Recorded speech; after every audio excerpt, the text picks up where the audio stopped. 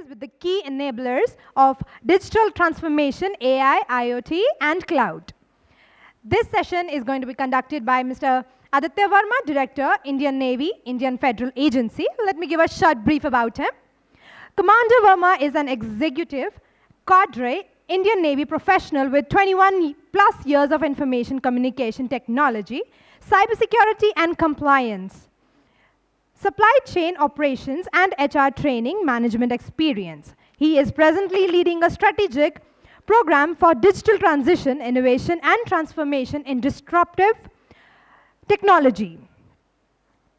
Varma has served in multiple tech ICT leadership roles in military operations and supply chain management, and has served as the Chief ICT Officer for various mobile platforms. He is mentoring the next generation of IT service management and network security operations of a strategic enterprise class network.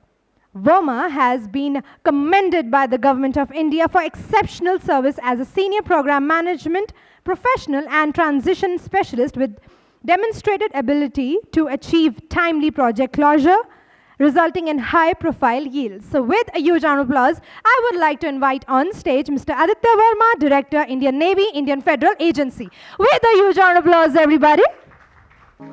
All right, sir, stage is all yours. Thank you so much. Check. Good morning, everyone. Can you hear me? Yes. Loud and clear? So in the Navy, we call it Strength 5, right?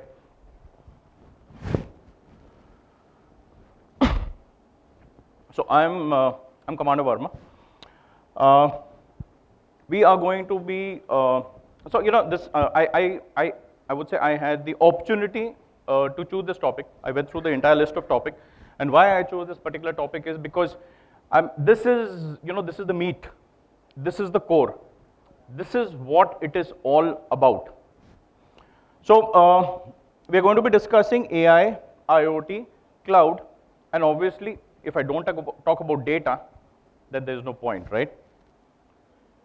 So before we move forward, just a disclaimer. Views are mine, totally mine, not my organization's. I'll be referring to a few organizations, but that is basically to maybe give you a use case example. I have got no connection with any of these organizations, right?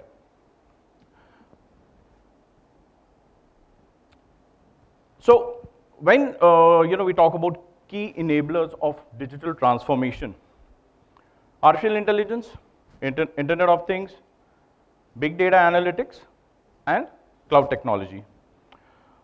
Together they are empowering our workplace. So actually, if you are truthful to yourself, you'll realize that one cannot actually function without the other in today's scenario.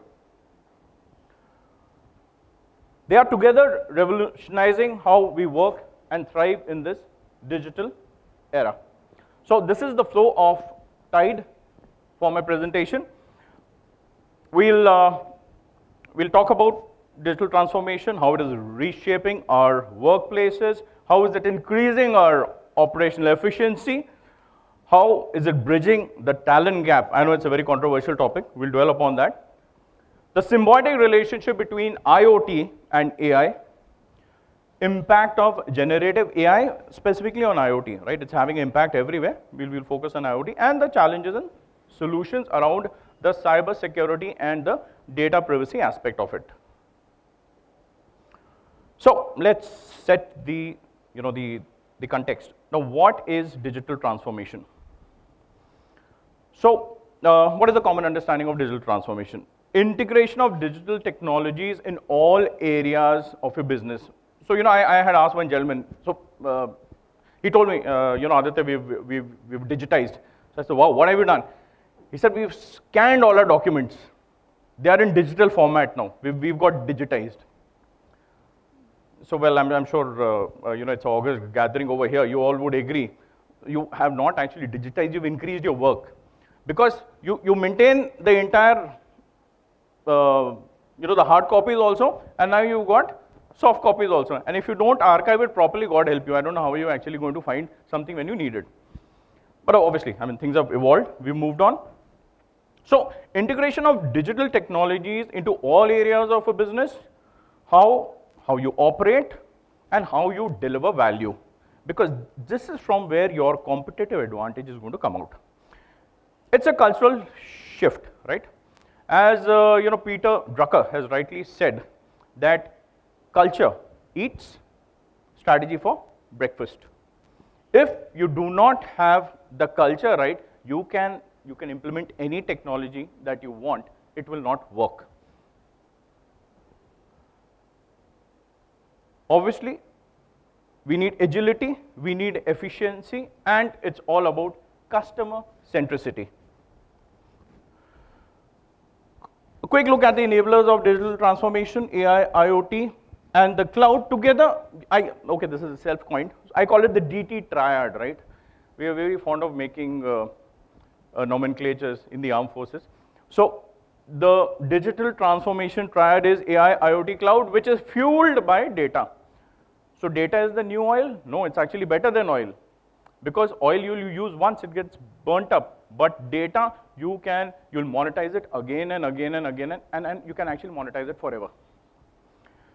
So artificial intelligence basics is we are trying to develop something which can think and learn like a human, and maybe when we actually reach there, it will become faster than a human. IoT is about connecting devices over the internet over the intranet, depending upon what kind of a deployment you have. And of course, cloud is what is helping you store and access data and applications. Again, you could have a model which is working on the cloud, you could be on-prem, and of course, in today's day and age, you would be hybrid, right? That's the way ahead. Together, of course, we are processing a vast amount of data, which is helping us make these insightful decisions. And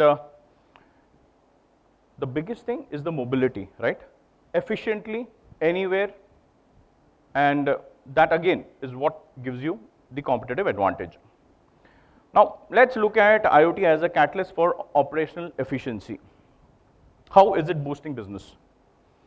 It is enhancing operational efficiency, it is reducing cost, increased productivity. Again, like I said, I just picked up a random example. What is interesting is that the real-time monitoring, which Bosch has been able to implement in its manufacturing sector, has improved the efficiency of the company by 25%. I've taken a random example. You may be already doing it in your own organizations. There are a lot of Indian organizations which may be doing it better. But the idea was to just prove a point that is the kind of shift you can change. Because see, there are only two things you can do. Either you increase your revenue or you lean out, and you increase your bottom line by cutting your losses. So AI and the talent gap. So AI is going to take away our jobs. No. A person who really knows how to use that AI is going to take away your job. We have a very interesting presentation, right? Prompt engineering is the buzzword. What you put in the prompt. So we spoke about semantics. What I'm saying, what am I actually saying? It's very important. You don't give leading inputs to the AI, and you have a very effective tool. It gives you fantastic automation, so that the human can focus on more complex and creative work. So there's an interesting HR implementation, which is in Unilever. Why Unilever? I think most of us are doing it. RPA comes in a big way over here. A simple thing, we all know about how ATS works. It's going to the next level. We are already aware there are some regional Indian channels which are using news announcers, which are actually, it is AI driven. So you can have a similar screening process right in the beginning, which is taking away a major part of your load, giving a very interactive way to actually undertake HR engagements for a recruitment. And yes, it has cut time to hire by 75% as per statistics. Now, IoT and AI is a very symbiotic relationship. It is this relationship which is actually helping us unleash this potential.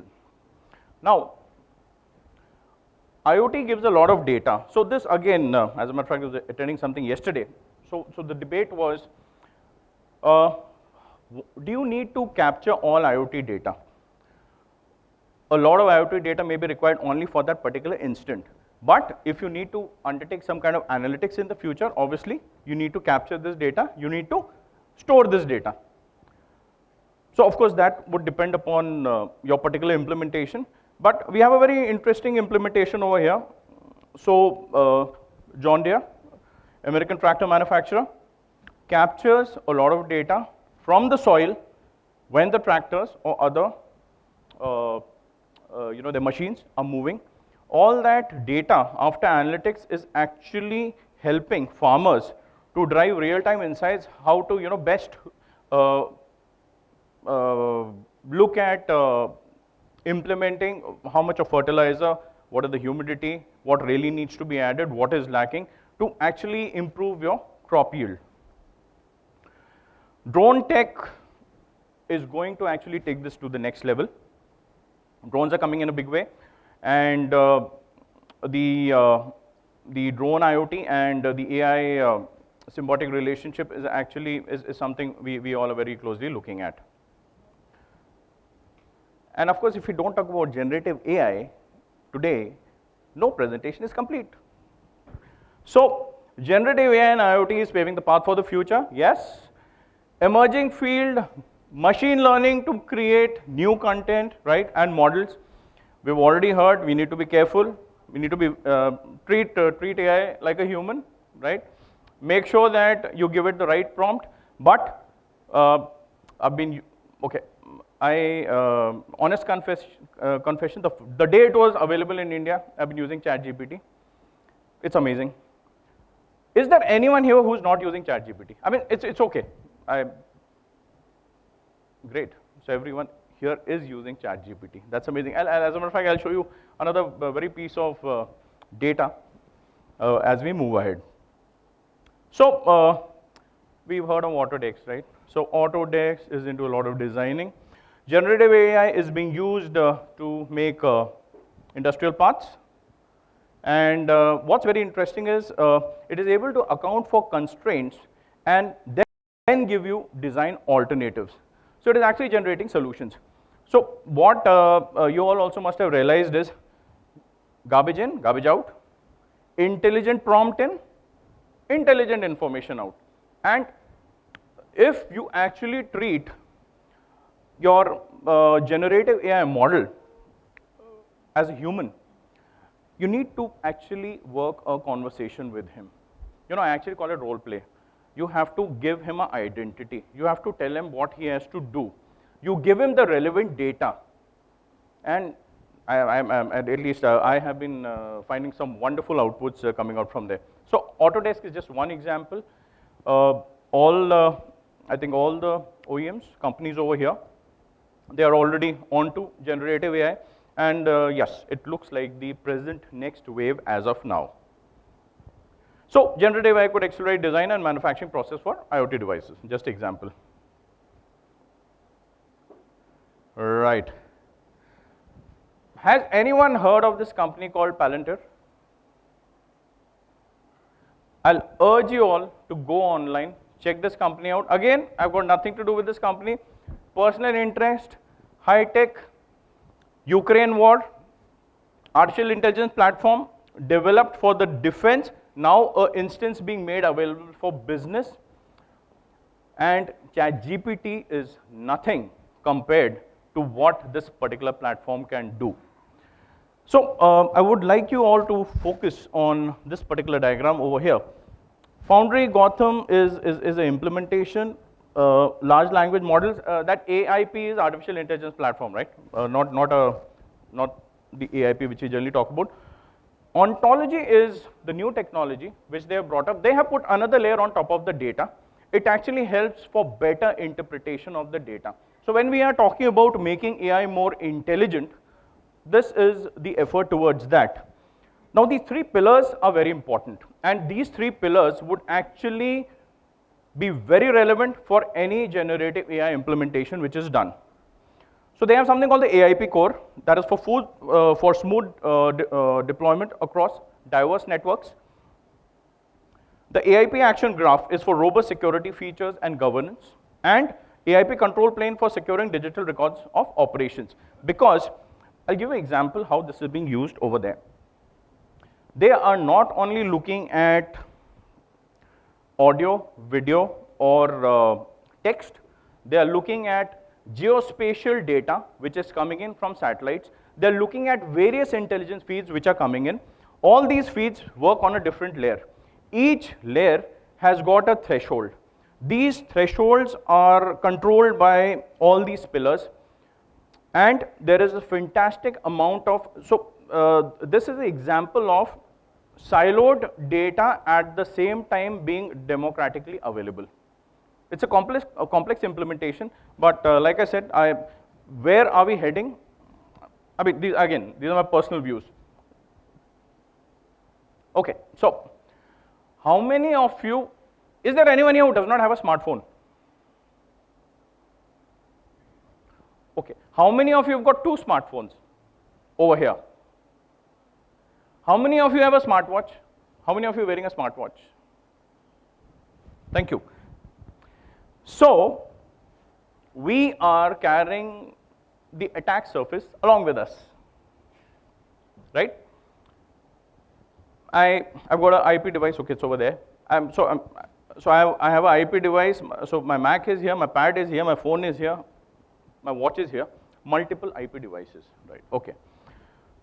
And of course, with when we put the entire triad together, we have got a fantastic, massive, huge attack surface, which honestly, people are still trying to figure out how to protect.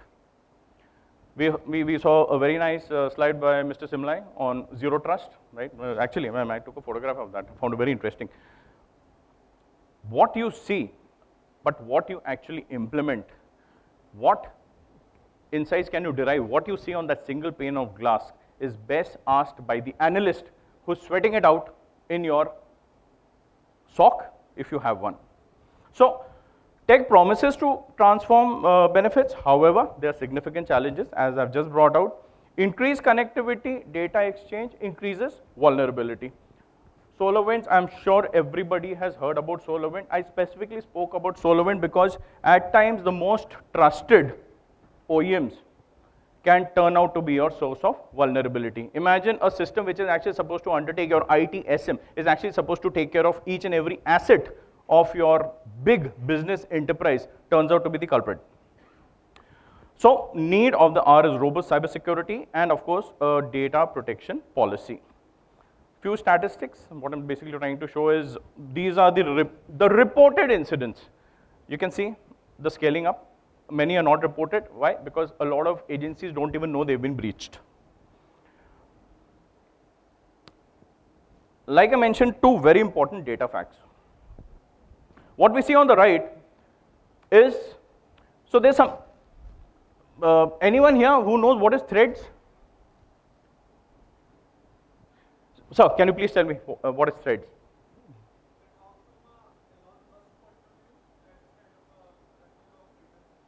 Okay, great. So, thank you so much. What is very important is, time it took for selected online services to reach 1 million users. It took ChatGPT 5 days. It took Thread 1 hour to reach those many number of users. Can you imagine the kind of data which must have started getting generated? And if someone decides to put a large language model on top of that, wow. It is scary to think what can be generated out of this. The thing on the left is the $1 trillion app economy.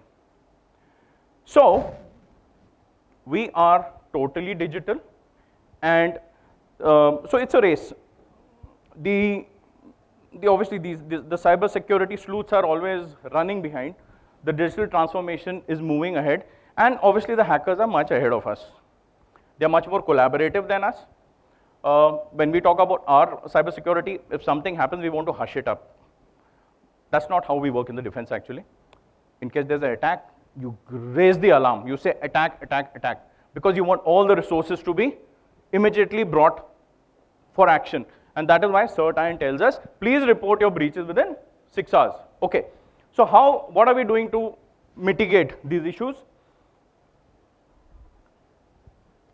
Advanced security technology, governance policies, employee education. So that cliched people, process, and technology. But what is very important here is, gentlemen and ladies, the technology comes first, the people need to get trained, and you need to have a relook at your processes because you've got new technology in place. Again, just two random examples. AWS offers robust security features. IBM has come up with the AI-based threat detection, gives you 95%. It could have been IBM, it can be Splunk, it can be RSA, anyone. But that is why everyone, so there's really, as they say, a change in concept of operations. Everyone talks about a data lake now. Everyone wants to get data into a data lake. Everyone wants actionable insights.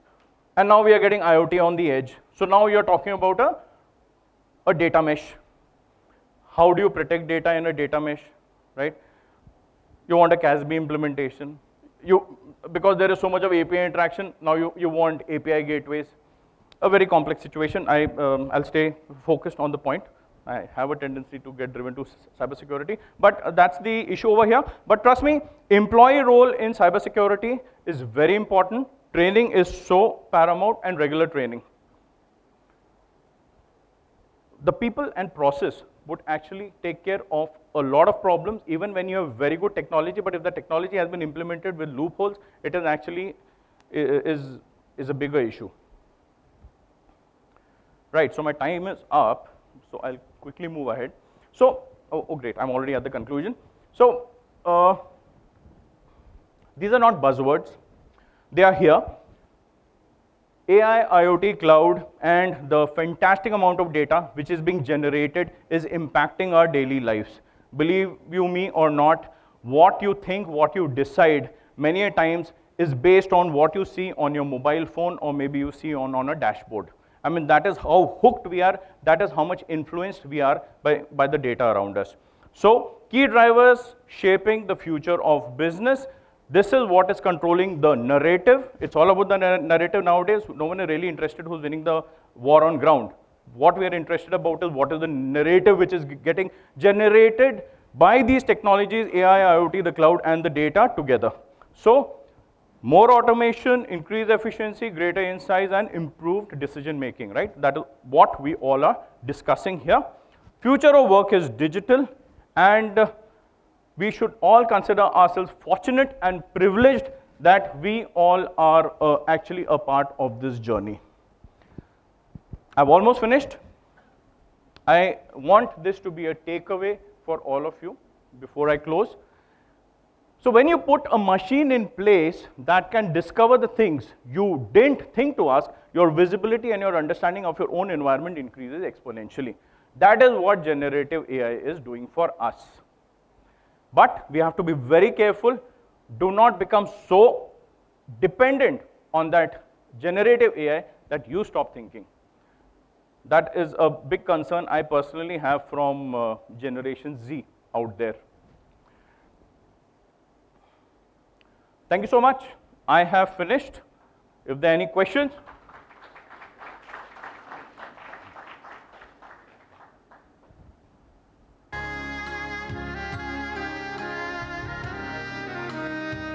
Thank you so much, sir, and please be with us. And I would like to invite on stage Mr. Rajneesh Varmani, CIO Advisor, Zoom. Sir, please, I would like to invite you on stage to facilitate our speaker of the day.